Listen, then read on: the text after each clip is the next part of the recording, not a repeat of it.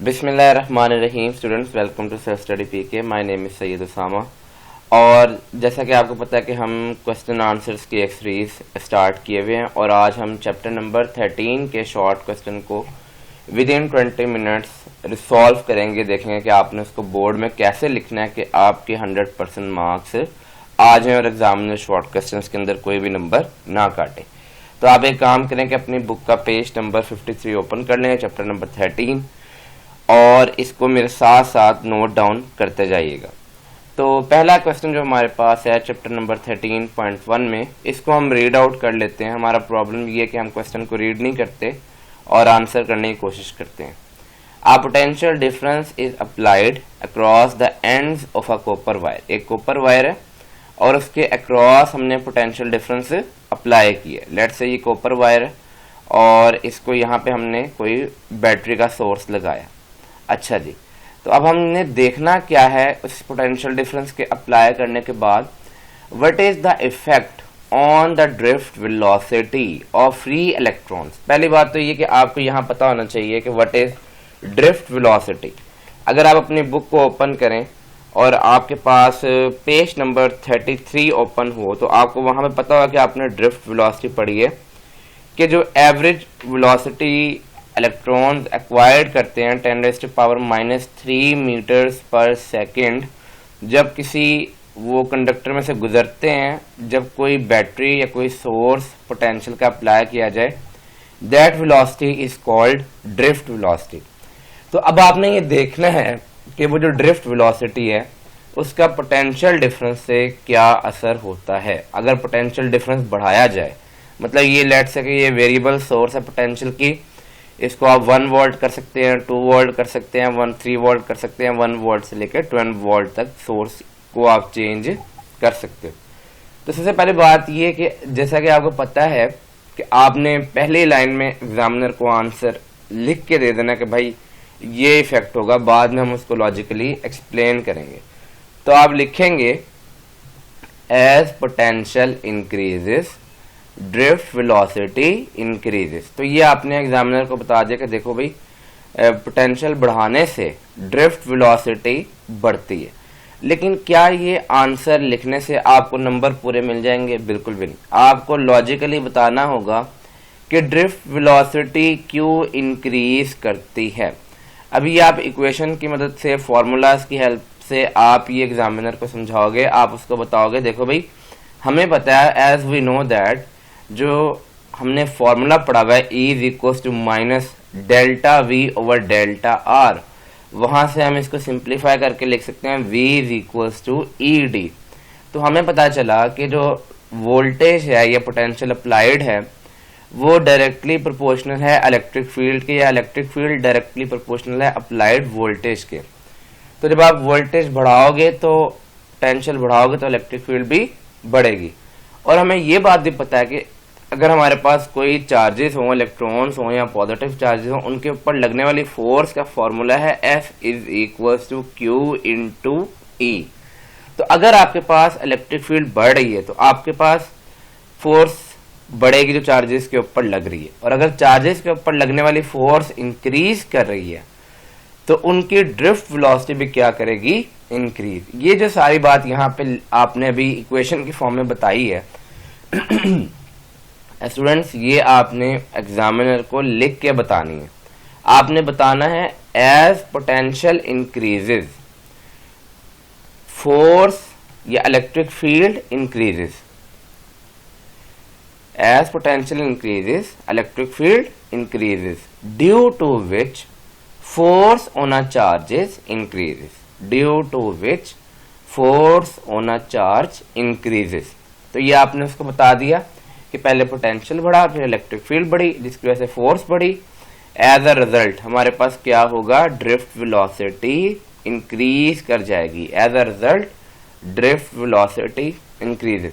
अब स्टूडेंट्स बड़े परेशान होते हैं कि ये 2 नंबर का सवाल है और इसमें इतना लेंथी लिखना है। बिल्कुल जी, इसमें इतना लेंथी लिखना है, और अगर आप इतना लेंथी नहीं लिखेंगे तो आपके नंबर कटने के चांसेस हैं।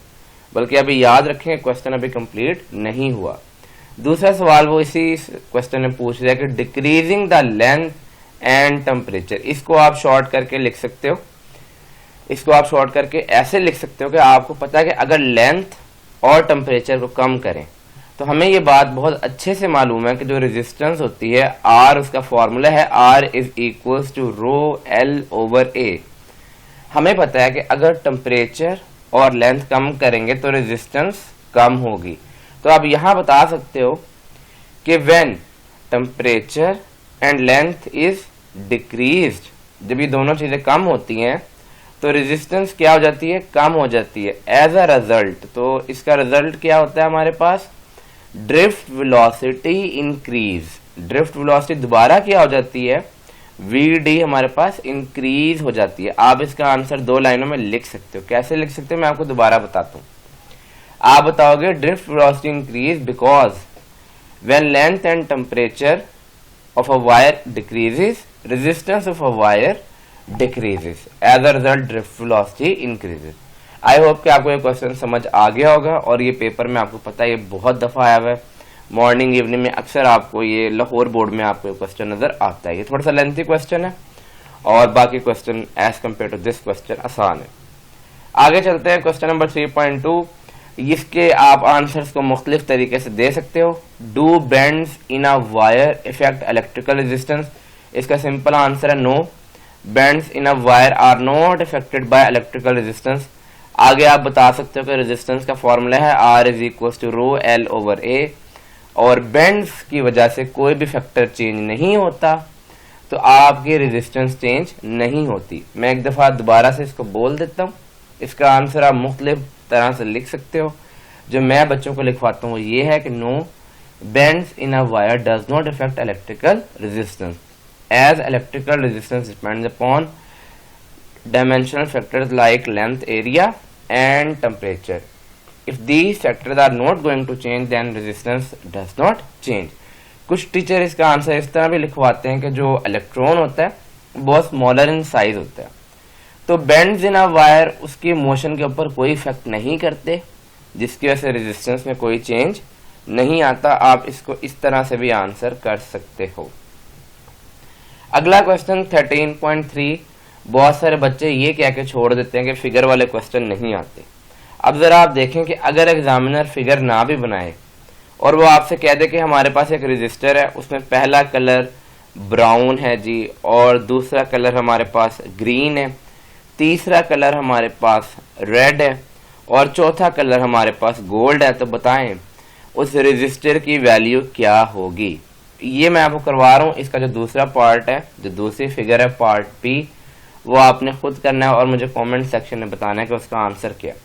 पहली बात तो ये कि आपने कार्बन रेजिस्टर का टॉपिक पढ़ा हुआ है और आपको पता है कि जो कार्बन रेजिस्टर्स हैं उसके ऊपर 4 बैंड्स की फॉर्म में उसकी रेजिस्टेंस लिखी होती। फिर आपने पेज नंबर 40 के ऊपर एक टेबल पढ़ा था और उसका आपने फॉर्मूला, एक आपने उसकी निमोनिक्स बनाई थी कि BB Roy Great Britain very good wife. और ये याद रखना है कि जो पहला कलर है वो 0 से शुरू होता है, 1 से शुरू नहीं होता। तो ये आपका बहुत आराम से ये सॉल्व हो जाएगा। तो देखें ब्राउन हमारे पास पहले ऑप्शन है, तो ब्राउन ऑब्वियसली स्टैंड फॉर 1। आपने कार्बन रजिस्टर में पढ़ा था first band first digit, second band second digits, third band number of zeros और फोर्थ बैंड हमें बताता है टॉलरेंस। टॉलरेंस पे अभी थोड़ी सी डिस्कशन हम करते हैं। तो फर्स्ट बैंड फर्स्ट डिजिट ये हमारे पास 1 आ गए। सेकंड कलर हमारे पास ग्रीन है, ग्रीन का नंबर 5 है, black brown red orange yellow green. 6 नहीं बन रहा क्योंकि 0 से स्टार्ट करना है, ये हमारे पास हो गया 5। और रेड कलर बताता है नंबर ऑफ जीरोज। रेड का नंबर हमारे पास 2 है, तो हम यहाँ 2 नहीं लिखेंगे, यहाँ पे 2 जीरोज लिखेंगे। तो स्टूडेंट्स ये हमारे पास बन गई रेजिस्टेंस 1500 ओहम।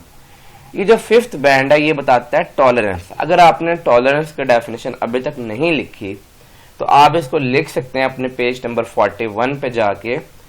टॉलरेंस क्या होती है? It is a variation of resistance from the marked value. Variation या possible variation of resistance from the marked value. मैं आपको ये बात समझाता हूँ। जब रजिस्टर बनाया जाता है तो वो जो कंपनी होती है वो बताती है कि इसकी वैल्यू लेट से 1500 ओहम है और इसकी टॉलरेंस लेट से 5%, 10% या 20% है। तो गोल्ड की जो टॉलरेंस, गोल्ड का जो बैंड होता है वो बताता है कि इसकी टॉलरेंस 5% है। इस बात का ये मतलब होता है कि ये जो रेजिस्टर 1500 ओम का आपके सामने है, ये 5% इसकी वैल्यू कम भी हो सकती है और 5% इसकी वैल्यू ज्यादा भी हो सकती है। अब वो कैसे निकालेंगे? आप 1500 को मल्टीप्लाई कर देंगे 0.05। लेट से कि अगर हमारे पास ये जो फोर्थ बैंड है ये गोल्ड ना होता है, ये सिल्वर होता है, फिर हमारे पास सिल्वर के लिए वैल्यू कितनी होती है? Yes, plus minus 10%। और लेट से अगर चौथा बैंड होता ही ना, तो आपको पता है ये हमारे पास कितनी वैल्यू होती है? 20%। एरर हमारे पास कितना होता है? 20%। तो ये अगर फोर्थ बैंड नहीं है तो इसका मतलब है ये रजिस्टर किसी बहुत ही खराब कंपनी ने बनाया है। अच्छा जी, तो ये हमारे पास फोर्थ बैंड गोल्ड है, तो इसकी हमने टॉलरेंस की वैल्यू निकाल ली 75। आपने करना क्या है, ये जो आपके पास आंसर आया इसको आपने ऊपर वाली रीडिंग यानी कि 1500 में से माइनस भी करना है 75 को, और आपने 1500 में प्लस भी करना है। इस तरह क्या होगा, आपके पास वैल्यू आ जाएगी 1425 से लेकर 1425 से लेके हमारे पास 1575 तक इसकी जो रेजिस्टेंस है। अब इसका मतलब क्या हुआ? इसका मतलब ये हुआ कि जो आपके पास 1500 ओम का रेजिस्टर है ना, इसकी वैल्यू इन वैल्यूज में से कोई एक वैल्यू हो सकती है। ये रेंज है, जरूरी नहीं है कि 1500 ओम का कार्बन रेजिस्टर आप मार्केट से खरीद के लाएं तो उसकी रेजिस्टेंस एग्जैक्ट 1500 ओम ही होगी। उसमें कुछ ना कुछ वैल्यू में वेरिएशन आती है जिसको हम कहते हैं टॉलरेंस। तो दूसरा जो आपके पास रेजिस्टर उसने बताया है, उसमें पहला कलर येलो है, दूसरा व्हाइट है, तीसरा ऑरेंज है और चौथा सिल्वर है। तो ये हमारे पास आपने खुद करना है और इसमें कमेंट सेक्शन में मुझे बताना है कि इसका आंसर क्या है। अगर आपसे ये क्वेश्चन नहीं होता तो आप मुझे जो इसके लिंक डिस्क्रिप्शन में मैंने आपको व्हाट्सएप ग्रुप दिया है उसको आप ज्वाइन कर सकते हैं और वहां पे आप मुझसे पूछ सकते हैं। 13.4 को देखते हैं। 13.4 क्वेश्चन है, why does the resistance of conductor rise with temperature. अब ये क्वेश्चन बोर्ड में बहुत दफा आया है और इसका बच्चे जवाब बड़े अजीब तरीके से लिखते हैं। मैंने आपको बताया था कि एग्जामिनर के पास आपका पेपर में एक शॉर्ट क्वेश्चन देखने के लिए 2 से 3 सेकंड होते हैं, मैक्सिमम 3 सेकंड, इससे ज्यादा नहीं वो पड़ेगा आपका सवाल। ना उनके पास टाइम होता है और ना वो आपके इतना बॉदर करते हैं। तो आपने ये सवाल का आंसर जब भी लिखना, जो इस तरह के थ्योरी वाले क्वेश्चन होते हैं, आपने बच्चों उसमें करनी है हाईलाइटिंग। मतलब आपने कुछ वर्ड्स को, कीवर्ड्स को आपने मार्कर से लिखना है, कीवर्ड्स को आपने मार्कर से लिखना है। अच्छा, अब मैं इसका आपको सवाल का जवाब पूरा प्रॉपर बताने लगूं। आपने बताना है कि when a temperature of a conductor increases या rises, as a result amplitude of vibration of lattices increases. ये आपकी बुक में लिखा हुआ है, amplitude of vibration of lattices increases. अब जब amplitude of vibration of lattices increase कर जाता है, मतलब ये, मैं आपको इस बात को समझाता हूं कि इस लाइन का मतलब क्या है। मतलब हमारे पास एक एटम्स के एक सर्टेन अरेंजमेंट है जिसको हम लैटिस कह रहे हैं, क्रिस्टल लैटिस कह रहे हैं। पहले वो लेट से कि इतने एम्पलीट्यूड से अपने एक पोजीशन के अराउंड वाइब्रेट करता था, आपने टेम्परेचर बढ़ाया, अब इसका एम्पलीट्यूड ऑफ वाइब्रेशन इस पॉइंट के अराउंड इतना बढ़ गया। इससे क्या होगा? As a result collision of atoms with free electron increases. As a result collision of atoms या lattices with free electrons increases. Collision of lattices with free electron increases. क्योंकि आपको पता है कि जो करंट है वो फ्री इलेक्ट्रॉन्स की मोशन की वजह से होता है। अब जब उनका टकराना बढ़ गया है, ये बात आपने मार्कर से लिखनी है, collision of lattices with free electrons increases. Collision का वर्ड हाईलाइट कर दें, इंक्रीजेज का वर्ड हाईलाइट कर दें, एग्जामिनर को समझ आ जाएगा कि इस बच्चे को ये सारी चीज पता है। तो जब कोलिजन बढ़ गई, लैटिसेस का एम्पलीट्यूड इंक्रीज कर गया, तो क्या होगा कि उनकी स्पीड स्लो हो जाएगी, वो स्लो डाउन हो जाएंगे। As a result resistance increases. As a result resistance increases. अब आपके इस क्वेश्चन में कोई भी एक नंबर भी नहीं काट सकता। नेक्स्ट हमारे पास क्वेश्चन है 13.5।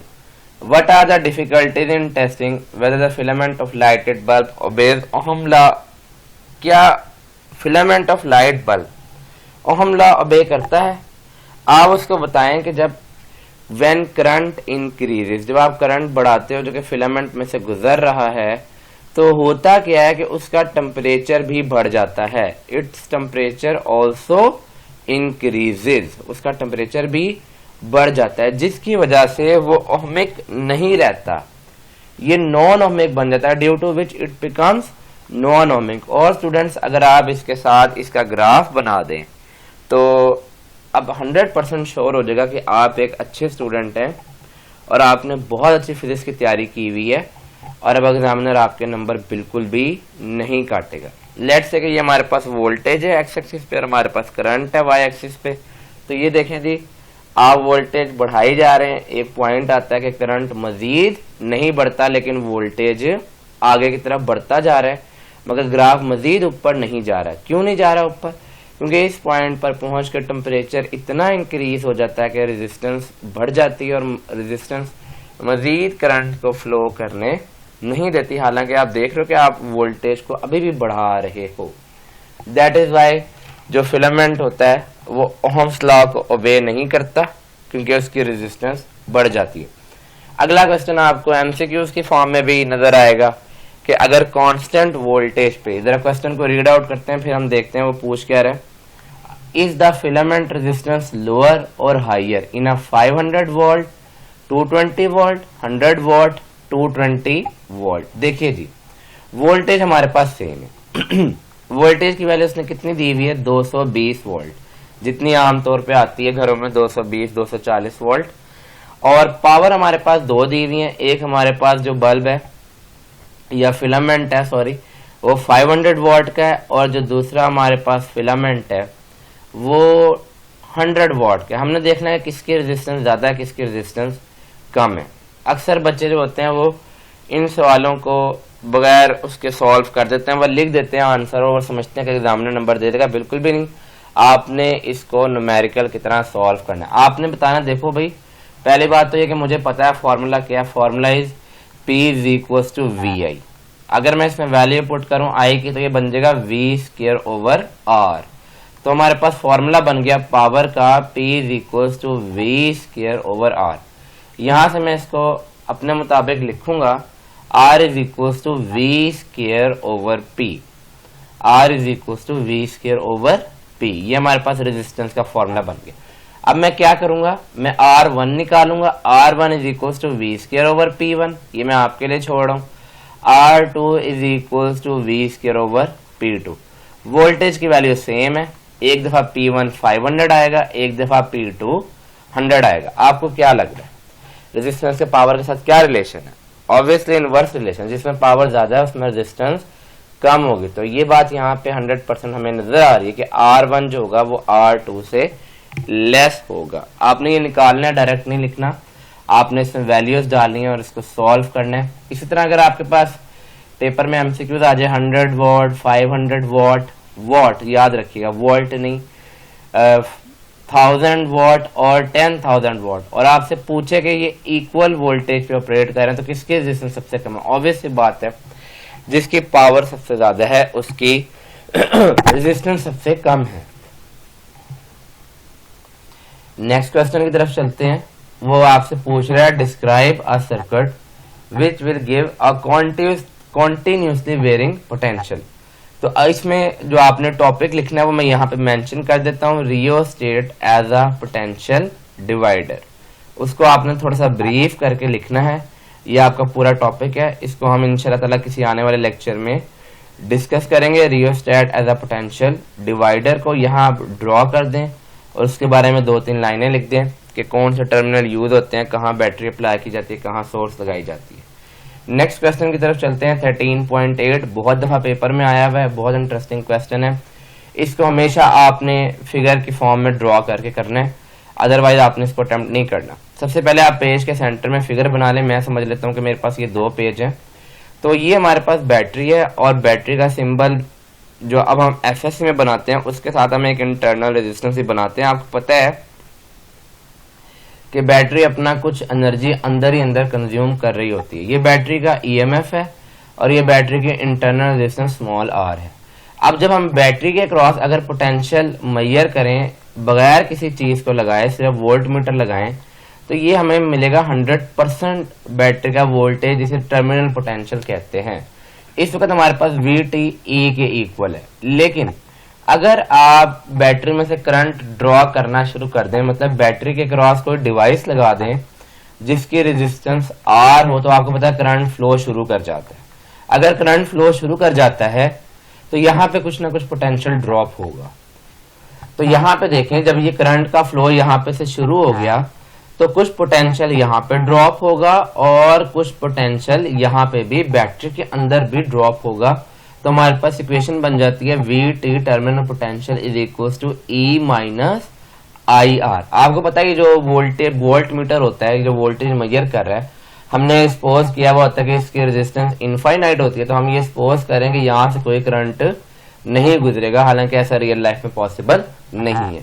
अब सवाल को दोबारा देखते हैं। Explain why terminal potential of battery decreases when current drawn from it increases. ये देखें जी, आपने उसको बताना है कि ये वाई का आंसर है। पहली बात तो ये कि ये बात समझ लें कि हाँ जी पोटेंशियल डिक्रीज कर रहा है। पोटेंशियल क्यों डिक्रीज कर रहा है? क्योंकि कुछ जो पोटेंशियल ड्रॉप है, some potential is drop inside the battery. कुछ पोटेंशियल कहाँ ड्रॉप हो रहा है?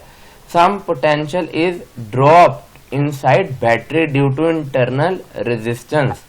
Some potential is dropped inside battery, dropped inside battery due to internal resistance, inside battery due to internal resistance. Internal resistance कितनी है?